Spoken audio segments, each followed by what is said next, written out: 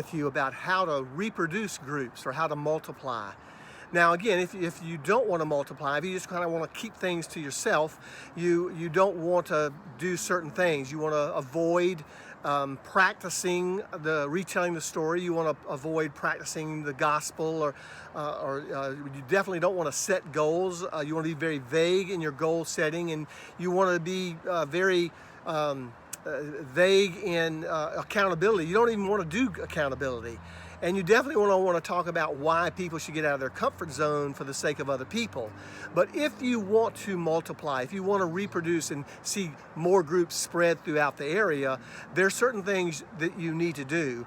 And one is, and this depends on the type of group it is, but even if it's a very basic discovery Bible study, you want to be able to practice retelling the story that you just went over, or you want to tell the overall gospel. What is the gospel?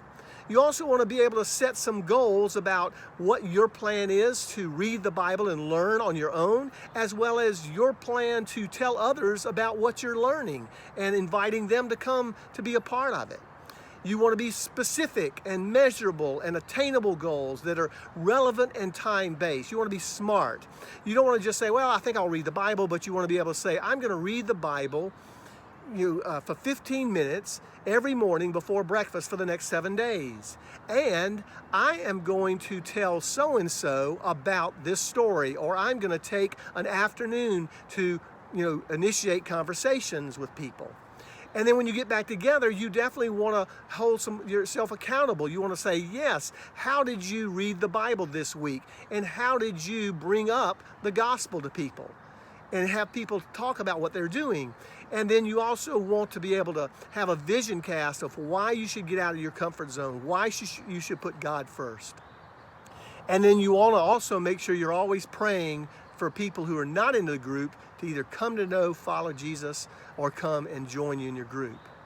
And if you do that, you might be surprised at what happens. In Acts 19, it talks about how in 2 years, an entire region of several million heard the gospel. What could happen if, because we thought about practicing the story, setting smart goals, holding each other accountable to how we followed and fished for people, and set some vision casts, might we see the same thing? Go do it now.